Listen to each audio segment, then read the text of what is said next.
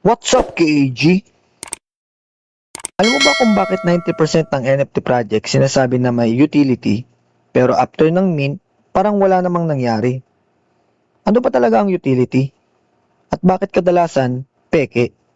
Pag-usapan natin. Let's go! Simulan natin sa isang simpleng tanong. Kapag may nagsabi sa'yo na may utility to, na-excite ka ba kagad? Whitelist, alpha group, staking, metaverse access, airdrop. Pero tanungin kita, ilang NFT na ba ang nakita mong may pangakong utility? Tapos after 3 months, wala na. Yan ang problema. Ano ba talaga ang utility? Simple lang. Ang utility ay kung ano ang silbi ng NFT mo. Hindi lang siya picture. Hindi lang siya collectible. May access ka dapat. May benefit. May gamit. Halimbawa, access sa private community, revenue share, in-game asset na usable, event ticket, governance voting. Yan ang totoong concept. Pero ito ang twist. Maraming project ang gumagamit ng word na utility para lang magmukhang may value. Marketing weapon siya, hindi product. Bakit kadalasan fake ang utility? Ito na yung masakit. Karamihan ng NFT projects nagmamadali magbenta. Ang focus, mint out, hindi long-term value. Sa bear market cycle, majority ng NFT projects nawawala within 6 to 12 months. Bakit? Kasi yung utility nila, future game na walang prototype, metaverse integration na concept art lang, passive income na walang malino na revenue source, staking rewards na token na sila rin nagprint, real talk. Kung ang utility ay nakadepende sa bagong buyers para gumana, hindi utility yan. Ponzinomics yan. May nasalihan akong project dati. Ang pitch nila, magiging AAA blockchain game ito. May roadmap, may cinematic trailer, may Discord hype. After ng win, nawala ang updates, na-delay ang game. Token price bumagsak. Doon ko na-realize, trailer is not product, roadmap not execution, utility is not promise. Utility is delivery. Paano malalaman kung legit ang utility? Ito ang mga checklist ko ngayon. May working product ba before mint? May real revenue source ba? Kaya ba mabuhay ng project kahit walang bagong buyers? Transparent ba ang team? May real users ba, hindi lang investors? Halimbawa ng mga solid na model. Kung NFT siya na ginagamit sa actual live game na may daily active players, mas may chance.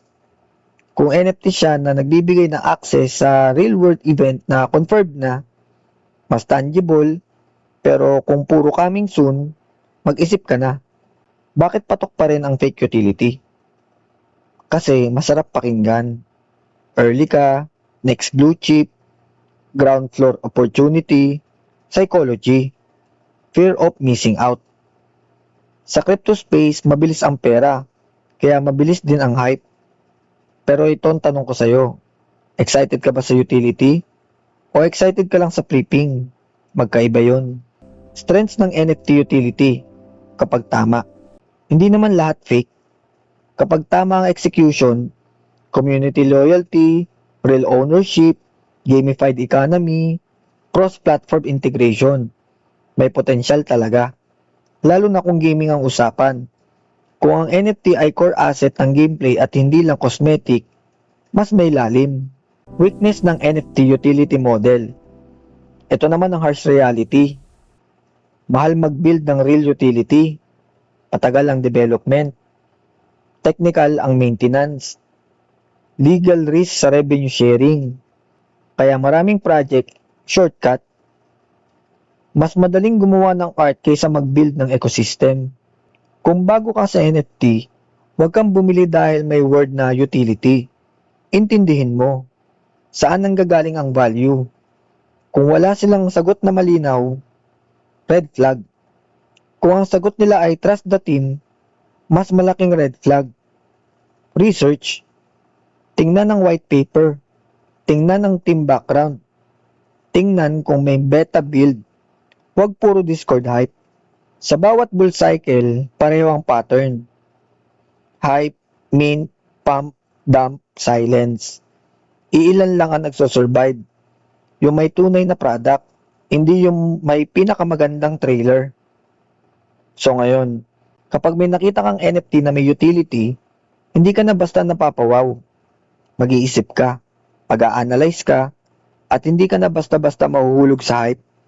Kasi sa dulo, hindi trailer ang kumikita, hindi roadmap, hindi Discord hype. Execution ang kumikita. At kung gusto mo maging mas matalino sa space na to, simulan mo sa pag-intindi kung ano ang tunay na utility at kung handa ka maging strategic kaysa maging emotional sa market na to. Game on!